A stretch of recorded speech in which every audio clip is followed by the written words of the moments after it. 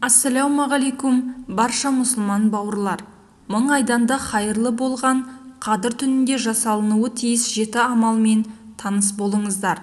Бірінші, өзіңіздің барлық күш-жігеріңізді салып, Алла тағаладан дүние және ақыретіңізді қамтыған қажеттіліктеріңізді сұрайтын дұға жасаңыз. Себебі Раббымыз бұл түні барлық дұғаларды қабыл етеді. Ең маңыздысы, бұл түні өз отбасыңыздың амандығын, еліміздің тыныштығын, мемлекетіміздің өркендеуі мен дініміздің елімізде кең қанат жайып дамуын сұрап дұға етуді естен шығармаңыз.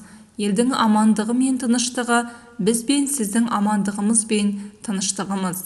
Екіншіден, Алла тағаланың өзіңізге берген күллі нығметтерін есіңізге алып, оған шүкіршілік мақсатында өзіңіз білетін барлық пәктеу сөздерді айтып, Алланы дәріптеңіз. Мәселен, Әлхамдулиллах, Субханаллах, Аллаху Акбар, Ля иляха иллаллах, тағы да басқа.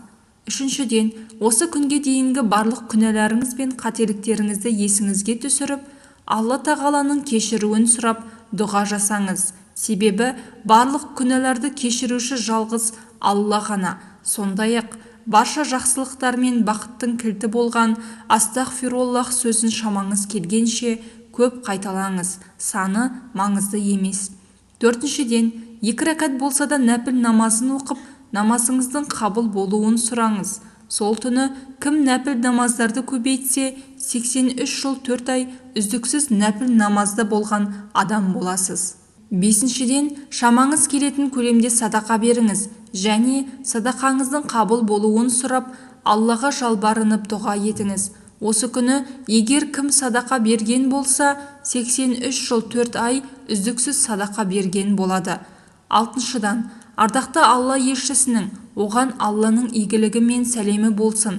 Қиямет күні маған ең жақын болатындарың, мінездері ең көркем болғандарың деген сүйінші хадисті есіңізге алып, мінезіңізді жақсы жаққа қарай өзгертуге күш салыңыз. Сол күні сіз ешкімге айқайлап сөйлемей, сабырлы болып жүрсеңіз, 83 жыл 4 ай сабырлы болған адам боласыз. Жетіншіден, пайғамбарымыздың оған Алланың игілігі мен сәлемі болсын.